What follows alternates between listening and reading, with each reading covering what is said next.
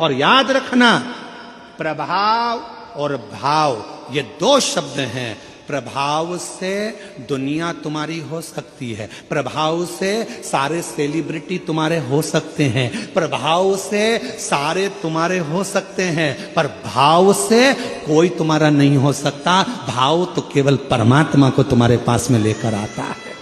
भाव भगवान को तुम्हारे पास में लेकर आता है। प्रभाव चाहे धन का हो, सत्ता का हो, वैभव का हो, कुर्सी का हो, तुम्हारा प्रभाव जितना होगा सब तुम्हारे हो जाएंगे। पैसे वाले भी तुम्हारे हो जाएंगे, करोड़पति भी तुम्हारे हो जाएंगे, सेलिब्रिटी भी तुम्हारे हो जाएंगे, सब तुम्हारे आएंगे। तुम्हारा प्रभाव अर्थात तुम्हारा बल देखकर, तुम्हारा प्रभाव देखकर, प्रभाव देखकर सेलिब्रिटी आ सकते हैं, प्रभाव देखकर धन वाले आ सकते हैं, प्रभाव देखकर दुनिया आ सकती है, पर प्रभाव देखकर कभी मेरा शंकर तुम्हारे पास नहीं आएगा। मेरा शंकर तो केवल तुम्हारे भाव देखकर तुम्हारे पास आता है।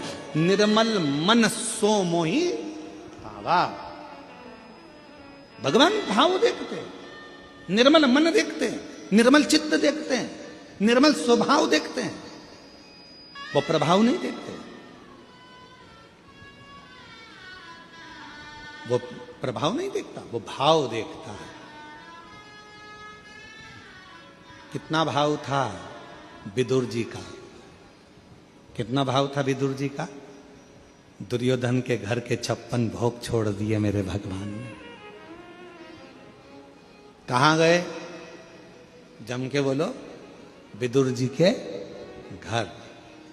विदुर नहीं थे घर विदुरायन, दरवाजा बजाया, जैसे ही दरवाजा खुला विदुरायन ने जो भगवान को देखा सुध भूल गई।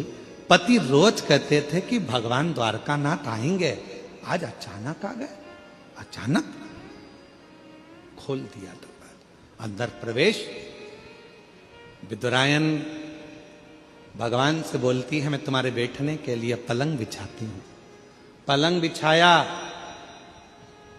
नया बनवाया था विदुर जी ने भगवान को बिठाने के लिए कि भगवान एक ना एक दिन आएंगे, पर विदुरायन को नहीं समझ में आया कि ये पलंग कौन सा बिछा रही हूं। नया पलंग पास में खड़ा रह गया, और जिस पलंग की रस्सी को, निवाड़ को चूहे ने 14 जगह से काट दिया था, जिसकी रस्सी पूरी कटी हुई थी खटिया की, पलंग की, वो पलंग विदुरानी ने बिछा दिया।